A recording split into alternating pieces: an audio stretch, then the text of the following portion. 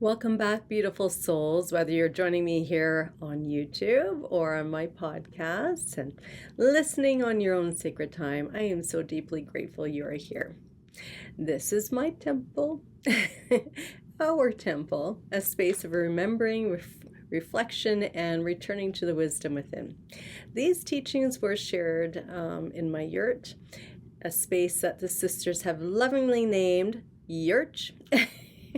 And this series is an extension of that same spirit. So it's a place where the feminine voice is welcomed home, and we've been journeying through the Gospel of Mary and exploring the powers Mary names, not as sins to be conquered, but as human experiences that guide us toward awakening. So we are here, and all manner of good things will come to us now. And I just want to begin by saying how honored and grateful I am that you are here. I am so grateful. This is our 7th gathering together, and we are diving into the 6th power and the Gospel of Mary Magdalene. This temple has truly been a gift. It's stretched me, it's deepened me, and I've had some of you reach out and share how these teachings have shifted something in your own lives, and that means everything to me. I am so grateful. And I'm grateful I listened to the call to begin this series, and I'm grateful you listened to the call to be here. It feels especially potent right now as we enter the fire horse year, a year already marked by change, movement, lots of change and movement, and intensity. Holy moly.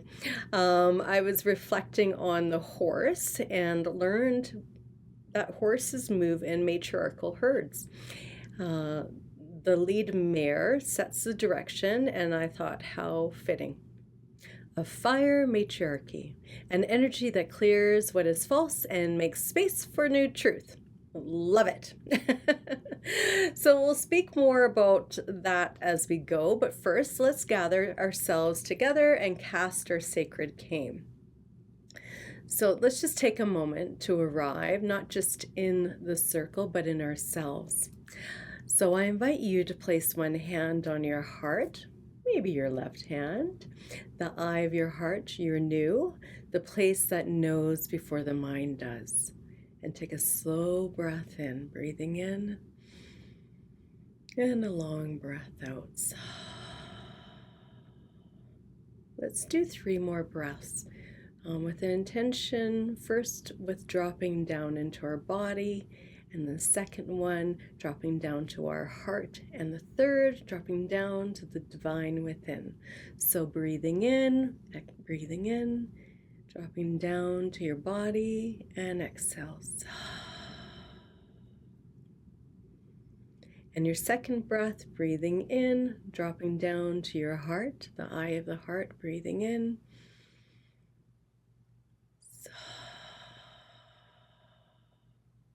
And your third breath with the intention of dropping down into the divine within. Breathing in and just letting yourself drop beneath the stories. And quietly ask yourself, what is actually present in me right now? Not what should be here. Not what was here yesterday or long ago, just what is here in this moment. Maybe it's fear, unease, grief, exhaustion, or maybe it's lightness and clarity or hope. There's no right or wrong, all of it belongs. Just notice what's present. Imagine that awareness settling into the body, into the heart, into the quiet divine spark within you.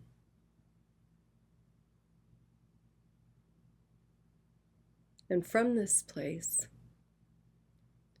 feel a circle begin to form. Not outside of you, but from within you. the sacred came of remembrance, soft, steady, alive.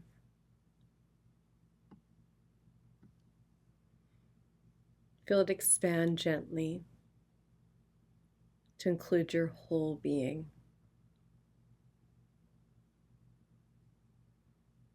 And then the space between us until we are held together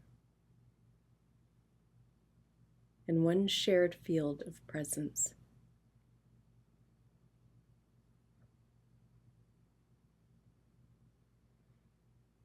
And within this circle,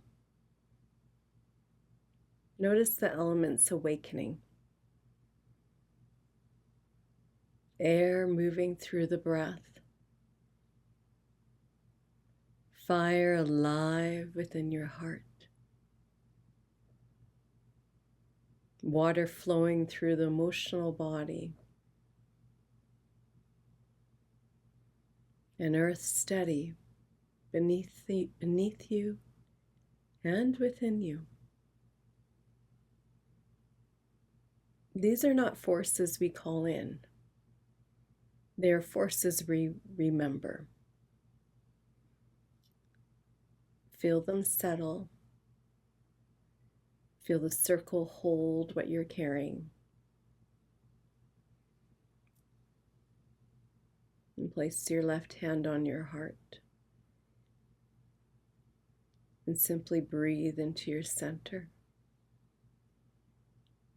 And softly say inwardly or out loud, I honor the temple within. The game is cast, we are held, so be it, and so it is. And just bring yourself back. That feels better. Thank you. Thank you for joining me in that. Now, let's begin. As we come toward the final two powers, let's weave back again to Mary. We've walked through darkness, craving, ignorance, craving for death and the kingdom of the flesh.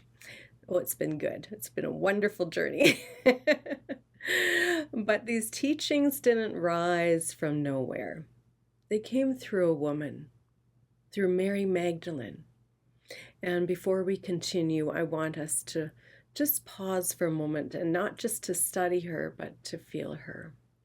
Not as an icon on a page, not as a figure shaped by history, but as a living, beautiful symbol. What did she represent? What currents did she carry? What might she still be inviting us to remember? Just a reminder, I am not some biblical scholar. I'm actually not a scholar at all, if you haven't noticed. But I'm curious. I have a curious and open heart and mind, and I am here on this journey with you. So I'm learning with you, and these are just my interpretations and my way of seeing and experiencing things. So if it doesn't resonate with you, remember, take what resonates and forget the rest. That is the truth that you needed, and that is enough. All right. So back to Mary. And I thought it would be really nice to look at some of the symbolism around her, such as the number 13, the rose, the egg, and her left hand. And we'll see what awakens within us. So let's begin with number 13. We, not too far back, we actually had, was it February? I think so. We had Friday the 13th, and this made me think of her. Mary is often symbolically linked with the number 13. Apparently, there was 12 male apostles in the traditional structure.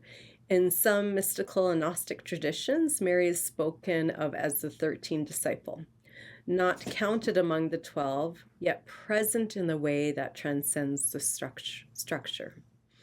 In non-conforming texts, such as the Gospel of Mary and the Gospel of Philip, she is portrayed as having deep spiritual understanding. She is even called the Apostle of the Apostles, as the first witness to the resurrection. Symbolically, 13 carries different meanings, such as the 13 lunar cycles in the year, the feminine creative rhythms, the 13th tarot card, which is the death card representing transformation. Shut it. And the letter M, I found this one interesting, is the 13th letter in the alphabet. I had to count that out with my dyslexic mind. Anyways, I thought that was interesting. And over time, 13 was labeled as unlucky, evil. But, what if it was never unlucky or evil? What if it represented transformation, the sacred rhythm that stands just beyond structure? 12 represents order and foundation. 13 stands just outside of it, not beneath it, not lesser, but positioned differently. 13 can symbolize what structure cannot be contained, such as mystery, rhythm. There's that death card, transformation. And perhaps that is why it became uncomfortable, because what stands just beyond control cannot be easily contained. Nope. And then let's go to the symbol of the rose. The rose has been associated with Mary Magdalene, soft, fragrant, beautiful, and thorned. The rose teaches something essential. You can be tender and still have boundaries. You can be open and still protect what is sacred. You can love deeply and stand firmly in your truth. That is sovereign femininity, not submission, not hardness, but integrated strength. In many mystical traditions, Mary is labeled as the Lady of the Roses, not a fallen woman, but a high priestess of compassion and wisdom. The rose becomes a symbol of feminine Christ energy, heart-centered, embodied, unwavering. I'm using my left hand. You'll understand why in a moment as I touch my heart for those listening on the podcast. The rose has also symbolized secrecy and hidden knowledge. The phrase sub rosa, under the rose, meant what was spoken would remain sacred. As a woman whose story was softened and reshaped by history, his story, Mary herself becomes a symbol of what was hidden and what is now unfolding again. In sacred symbolism, the rose represents the opening of the heart, consciousness, unfolding petal by petal, not forced, not rushed. Some traditions link her to ancient feminine mysteries and the Rose of Venus, connecting her symbolically to older goddess lineages. Whether taken historically or archetypally, I can't say that word. Why would I put that in there? But anyways, archetypally, if that's a word. Thank you, dyslexia. I love ya. But whether it's taken historically, the message is the same. The rose carries sacred feminine wisdom woven through time. And perhaps this is what Mary represents, the heart fully open and the spine aligned. And then let's talk about the egg. I'm sure you've seen images of Mary holding an egg. So yes, in some traditions, Mary Magdalene is depicted holding a red egg. The egg is one of the most ancient symbols we have. It represents resurrection, new life, hidden potential, the mystery of becoming. An egg looks fragile, simple, ordinary, and yet it carries an entire world inside of it. The egg reminds us that transformation is quiet. It happens from within, unseen, unforced. It calls us back to the womb, to gestation, sacred timing, life forming in darkness. There's the darkness. Oh, I just feel like I need to take a breath there. There is also a Christian tradition, especially in Eastern Orthodox spirituality, that tells of Mary being said to have traveled to Rome to preach the gospel after ascension of Jesus. Using her status, some accounts say she was of high birth or had access to the imperial court. She secured an audience with Emperor Tiberius Caesar, and she brought him a simple egg as a gift, as was custom when visiting the emperor. She presented it to him and proclaimed, "Christ is risen." And Tiberius Caesar mocked her. Of course he did. Ha ha ha ha. Stating that a person rising from the dead was as impossible as the egg in her hand turning red. It's interesting, I'm wearing red today. Immediately upon his words, the egg in her hand turned a brilliant blood red color, serving as a miraculous testament to her message. In that story, the red symbolizes blood. The egg symbolizes the sealed tomb, life hidden inside what appears closed. So whether we take that story literally or symbolically, the image is powerful. Mary holding resurrection in her hands. And the egg reminds us that endings are not final, that death and birth are intertwined. And perhaps most beautifully, becoming is an inner event, not imposed, not earned, but unfolding from within when the time is right. And then I want to touch on, I don't think I mentioned that at the beginning, but the alabaster jar. And I hope I'm saying that right. Actually, I think that my dyslexia is going to be a gift in this new world of AI, because you'll always know this is the real me. Always making wee mistakes here and there. Anyways, I digress. The alabaster jar. Mary is often associated with the alabaster jar, the vessel of costly ointment used to anoint Jesus. In the Gospels, a woman anoints him before his death. In some traditions, she is remembered as Mary Magdalene. But anointing was not a small gesture of devotion. Kings were anointed, prophets were anointed. Christ, the word Christ itself means the anointed one. So, the woman holding the jar is not merely serving, she is participating in the sacred ritual. She is recognizing what others do not yet see. The alabaster jar is a vessel. It represents sacred preparation, consecration, honoring what is holy, and recognizing the truth before the world does.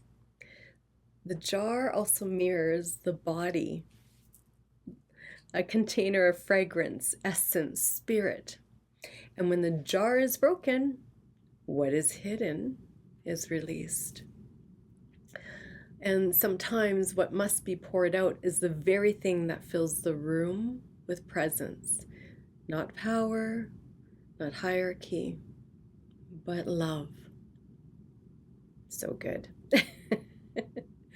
And then, last but not least, the symbol. This one I just discovered recently, and the left hand. And, it caught my attention. I was teaching a class, and we were doing anointment. And anyways, long story short, I learned that the left hand is neurologically is connected to the right hemisphere of the brain, the side associated with intuition, creativity, whole picture knowing. Historically, the left hand has been associated with the feminine, linked to intuition and the unseen. And later on, for centuries, the left hand was considered wrong, sinister, which actually literally means left in Latin, apparently. So there you go. So children were forced to use the right hand, and because saying that the left hand is improper, it's bad. And I couldn't help but think how similar that feels to what happened to feminine wisdom, deemed sinister, evil. And then interestingly, so I was wondering if there was a link to Mary Magdalene and the left hand, and I looked it up, and sure enough, Mary Magdalene's left hand, her actual hand, apparently, the incorrupt left hand, is housed at a monastery in Greece. Yes, her hand, encased in some kind of golden box of some sort. And apparently it's been used in miracles. Isn't that interesting? So I had no idea. So there is a connection with the left hand. And this is the left hand, her hand that touched Christ, the hand that anointed, the hand that proclaimed resurrection. So isn't that fascinating? Anyways, the left hand that carries intuition, that cannot be neatly contained by structure. The hand once called wrong. Perhaps what was suppressed was never wrong. Perhaps it was powerful. So I'm going to be using my left hand a little bit more, especially when I'm connecting with my eye of the heart right here, the new. So yeah. So when we hold these symbols together, the number 13, who stands just beyond structure, the rose both tender and thorned, the egg carrying life and darkness, the alabaster jar pouring out what is sacred, and even the left hand once called wrong, yet tied to intuition and embodied knowing. We begin to see Mary not as a distant figure, but as an embodied teaching. She becomes a reminder that sovereignty and softness can live in the same body, that transformation unfolds from within, and what is consecrated cannot be erased, and that what was once suppressed may in fact be sacred. These symbols are not meant to elevate her above us, but to awaken something within us.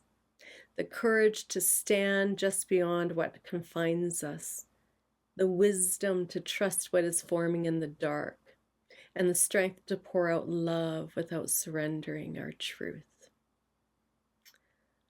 I love that we're giving a voice to a woman who embodied all of this. Also, it would be good to mention Mary often represents the restoration of balance. Not replacing the masculine, but integrating what was excluded.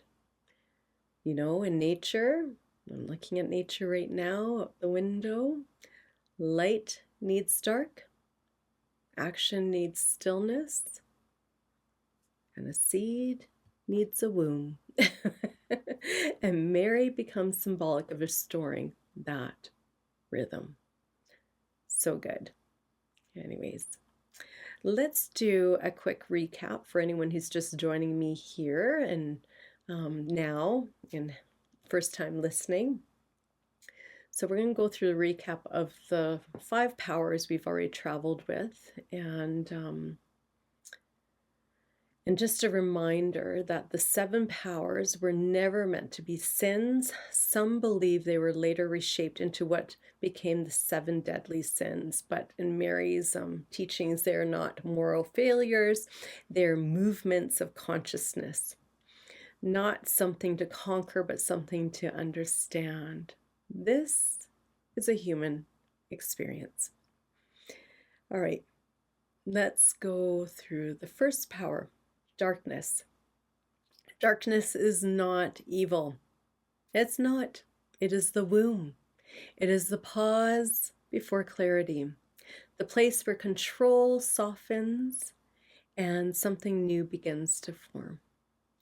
Darkness asks us to stop forcing, rest instead of perform, trust without certainty, feel like we're in the darkness right now. It is not where the soul is lost, it is where the soul is held. And that moves us to the second power, craving. Craving is the ache of being alive, the longing for beauty, truth, and intimacy. Craving is the longing for meaning. Craving is not wrong. It can be holy, but it can move in two directions. Ego-led craving seeks control and validation, and soul-led craving seeks truth and expansion. The question is not, why do I crave? The question is, where is this craving leading me? And that leads us to the third power, ignorance. Ignorance is not stupidity. It might feel like it, but it is forgetting. It sounds like something is wrong with me. I have to earn love. And sometimes it sounds like my way is the only way. We're seeing a lot of ignorance right now in the world. Or it can sound like if it's different, it must be wrong. So we're seeing that. Ignorance disconnects us from our body. It disconnects us from our intuition, and it disconnects us from one another. But it's not the enemy. It is the moment before remembering. And that leads us to the fourth power, craving for death. Oh, these are great titles. This is not a wish to die. No, it is the soul's exhaustion, the longing for relief, the desire for the struggle to end. When met with compassion instead of judgment, it becomes an invitation back to life, gently. And then the fifth power, the kingdom of the flesh. The kingdom of the flesh is not about the body being sinful, it is about forgetting that the body is sacred. It is a belief that we are only matter. Circumstances define us. Survival is the whole story. What we can see and measure is all that exists. In this place, joy becomes conditional, spirituality becomes effort. Purpose becomes something to chase instead of something that we inhabit, we embody. Not because we are weak, but because we are trying to stay alive. This is not a fall, it is a coping.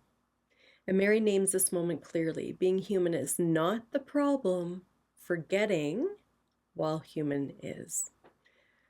So how these powers can work together. Darkness softens us, craving awakens us, ignorance fails us, exhaustion humbles us, and the kingdom of flesh grounds us in survival. None of these are enemies, but when they are misunderstood, when darkness is feared, when craving is shamed, when ignorance convinces us we are broken, when exhaustion is judged, when the flesh becomes our only lens, the soul begins to shrink. Not because it's lost, but because it is tired. And when the soul grows tired enough, it looks for relief. Not in remembering, but in numbing. And that is where we enter the sixth power, numbing. The sixth power, the false peace of the flesh, or the foolish wisdom of the flesh. The false peace of the flesh is a quiet surrender to this is just how it is. It's not dramatic. It's not loud. It is a moment we stop questioning. The moment we settle for survival. The moment we call numbness peace. It can be linked to the concept of sloth, like blah. The tendency to remain inactive or attached to non-serving patterns because they feel safe or easy. The sixth power, the false peace of flesh, this is a place where we learn how easily we can mistake numbness for peace, comfort for wholeness, avoidance for healing, It's not about doing something wrong. It's about how we protect ourselves when life feels overwhelming. A lot of us might be there right now.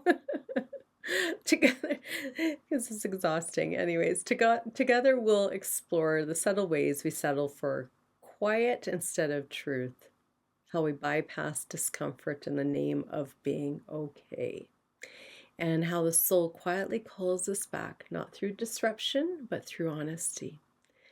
So these next teachings is not about stirring the waters unnecessarily. It's about learning how to recognize real peace, the kind that can hold life as it is. As always, we'll move slowly, gently, with compassion, and just as with every power, we'll meet it not to fix ourselves, but to remember. So the false peace of flesh. The moment we stop resisting, not because we have remembered, but because we have numbed. It is the quiet settling into, this is just how it is. It really has a blah energy to me. It's not dramatic, it's not chaotic, it kind of feels stable, but it is a stability rooted in resignation, like, all right then. It is a peace without depth, calm without aliveness, acceptance without awareness. It's not seeing things truly as they are. This power arises after struggle, exhaustion, disappointment. When the soul is tired of fighting, it sometimes chooses comfort over truth. Not because it's weak, because it really just craving relief. False peace says, don't look deeper, don't ask hard questions, stay comfortable, don't disrupt what works. It is a survival dressed as serenity. I see it as surface dwellers. That's why I call it surface dwellers. People just existing, not living, almost like zombies. And like anything, I like to look at two sides of these powers, ego and soul-led. The ego-led false peace sounds like, I'm fine, it's fine, when it's not fine. It sounds like, at least it's not worse. Or, don't want to rock the boat. This is good enough. Other people who have it way harder. Why bother trying to change? It can look like staying in relationships that are dull but safe, staying spiritually comfortable but stagnant, choosing numbness over growth, mistaking distraction for contentment, and calling resignation maturity. Here in this space, the body is quiet. So it feels peaceful, but your soul is dim. It's such a dull energy. Again, it's like blah. Oh my gosh. I don't like being in this energy. The soul-led peace feels very different. So it does not come from shrinking, soul-led, when it's led by the soul. It comes from remembering. And it can sound like, I can be with what is here. So it's seeing what it is. I don't need to force, but I also won't abandon myself. I can rest without disconnecting. So I'm still tuned in to what's true, what's happening. I can accept this moment without settling for less than truth. Soul-led peace feels alive. It has breath in it. It has clarity in it.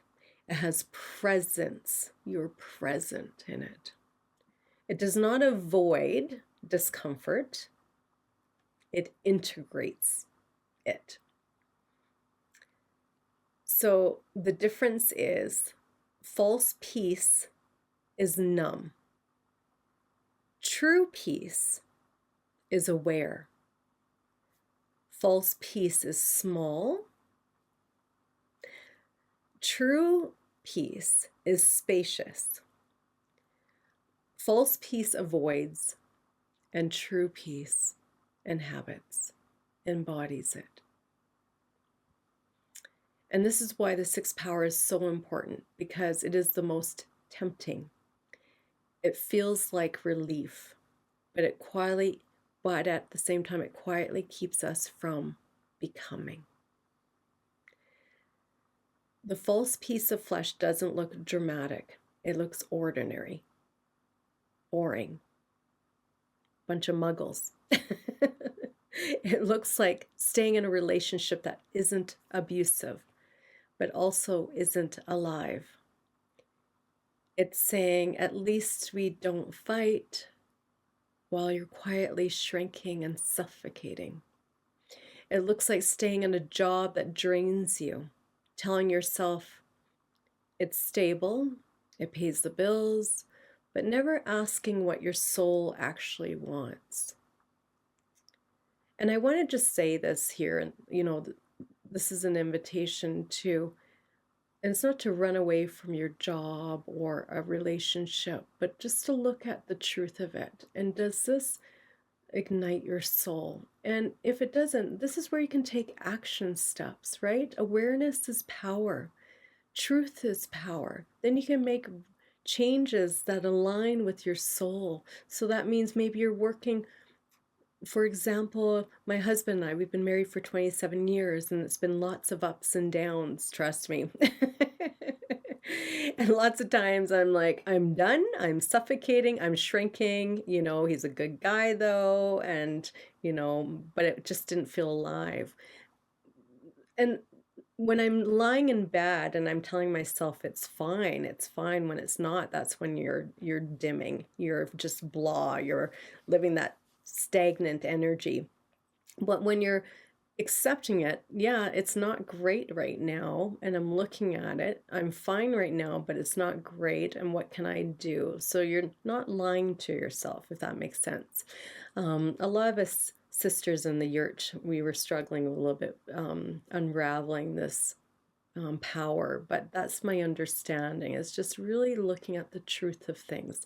It's uncomfortable seeing the truth and acknowledging the truth, but so it's not about just running away, it's acknowledging, and what can you do to make changes that support you, right? So it might be just starting to date my husband again, and I've done that many times, and it reignites that passion and excitement. So that's how I understand it. It awakens you, and you're not just living in stagnant energy.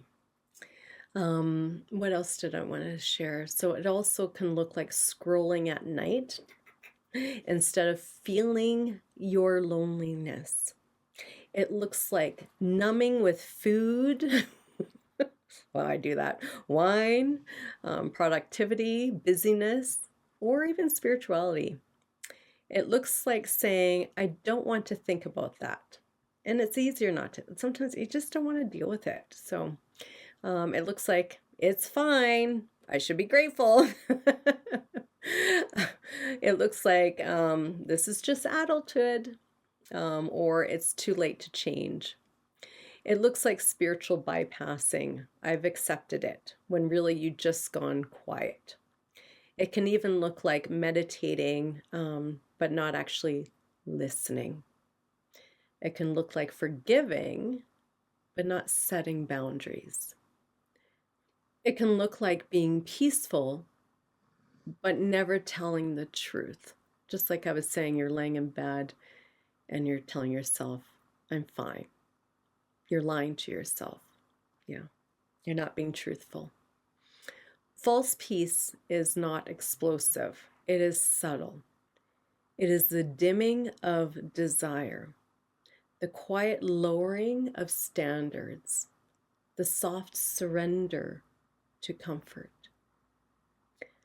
What it feels like in the body, false peace can feel like a heaviness you've just gotten used to, a flatness where joy used to be, a constant low level of just tiredness, fatigue, a polite smile that never reaches your eyes.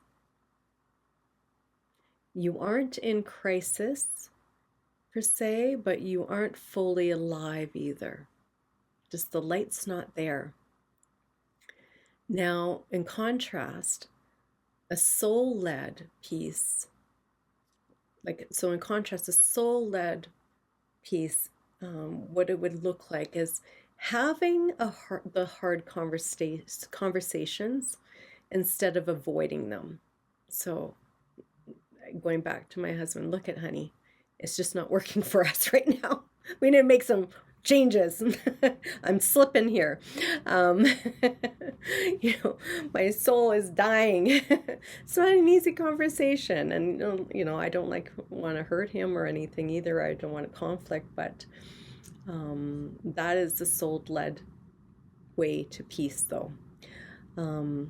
It's also looks like leaving what no longer fits, even if it's uncomfortable. It's resting without numbing, feeling grief without shutting down. It's choosing aliveness over safety. It's not louder, but it's truer.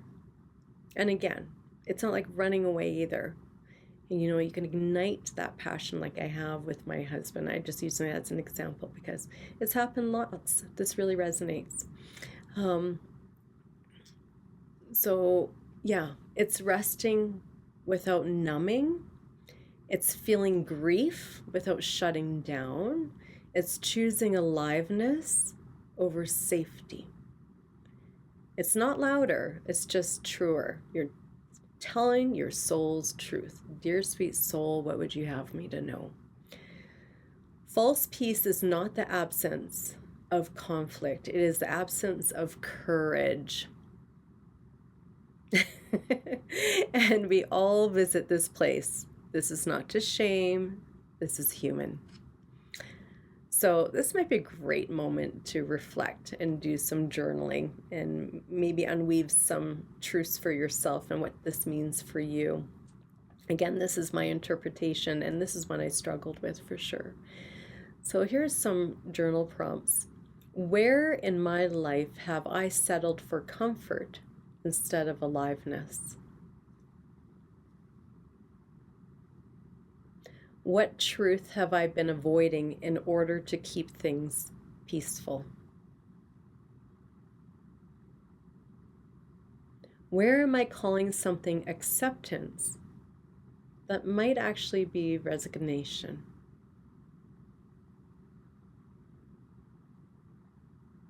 And if I trusted my inner knowing, my soul completely, my mind of my heart, what small shift would I make? These are not questions to judge yourself with. They're invitations to listen gently. All right. I thought it'd be nice to do just a short meditation from where we guide from false peace to living peace. And if you're driving, just pause here and come back to it. So let's begin by simply arriving, hands resting softly in your lap. You may want to close your eyes or soften your gaze. And take one slow breath in through your nose, breathing in, and a long breath out through your mouth. And again, inhale and exhale. And inhaling and exhaling. Let your body settle. No performance, no fixing, just here. Bring your awareness to your chest, to the space of your heart, and just notice. Is there any place in me that feels quiet, but not alive?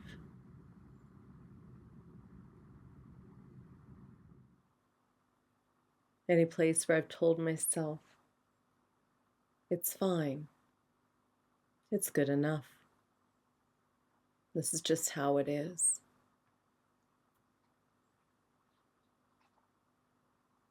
Not to judge it, just to notice. False peace often feels like still water, with no movement beneath it. It feels manageable, controlled, contained.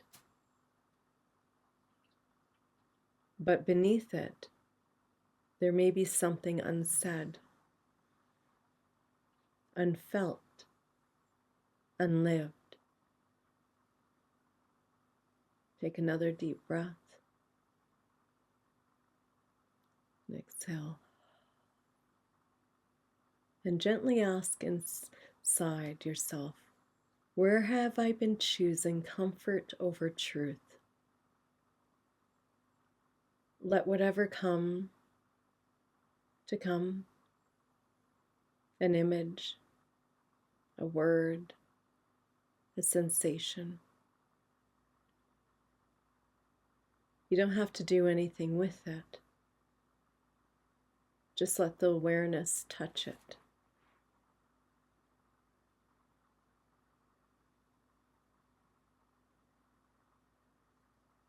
Now bring your attention to your body,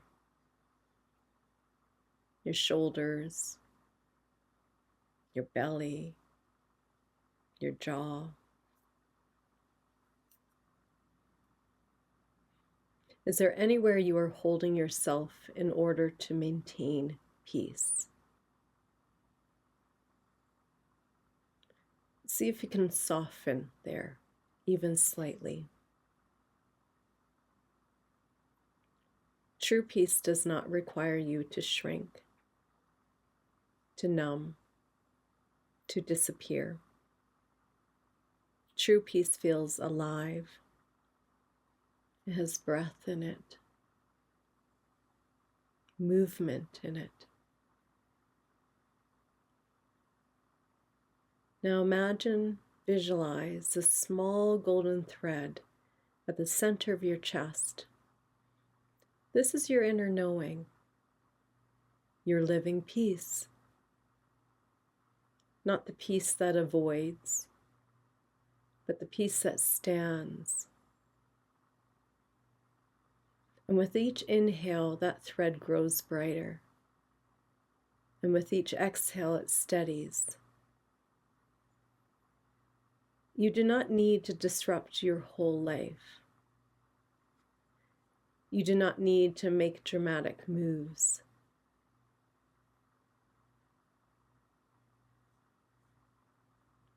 Just ask, what is one honest step that would bring me back to myself? One small shift, one conversation, one boundary,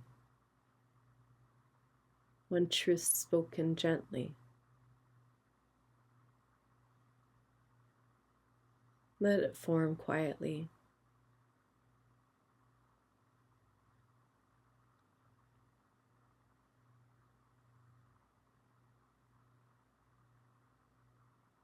Place your hand on your heart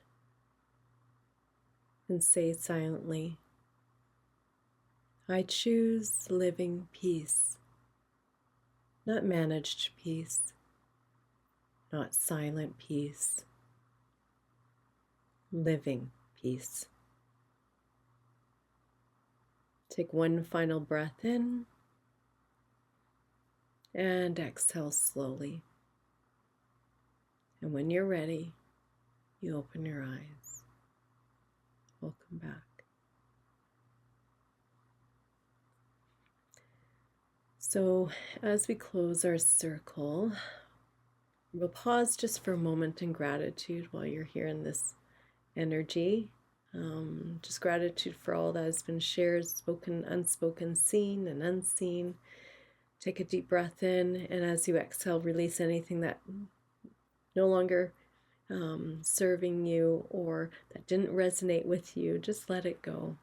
And you might want to place your hands on your heart and just feel the steady rhythm there, that ancient, beautiful, faithful, alive energy within you. This heartbeat is a spark of remembrance that has always lived within you. Now imagine a soft glow in that chest, a gentle light that expands with every breath, reminding you of your wisdom, your belonging, your truth. And from this place of fullness, I want you to gather any prayers, any intentions, any hopes or dreams you carry, and hold them gently, not with effort, but with trust. And on your next exhale, send them up into the heavens, outward into the world, and inward to all places in need of love, healing, and clarity. And may these prayers travel where they are needed most. And may they ripple outward in compassion and grace. And now with gratitude, we release the elements to the north, earth beneath our feet. Thank you for your steadiness and support. To the west, waters of feeling and release. Thank you for your flow and healing. To the south, fire of life and transformation. Thank you for your warmth and courage. And to the east, breath, wind, and wisdom. Thank you for your clarity and new beginnings. To below and above, to the roots that hold us and the skies that inspire us. Thank you. And to the center and self, the sacred meeting place within, thank you. Go if you must, stay if you will. We release you now with love. And as you rise from our circle, our temple, may your path be, or our yurch, may your path be gently illuminated. May your truth meet you with kindness. And may what is ready to fall away do so with grace. And may the wisdom of your heart guide you home. The circle is open, but never broken. Merry meet, merry part, merry meet again. Blessed be, beautiful souls. Thank you for joining me. Mwah!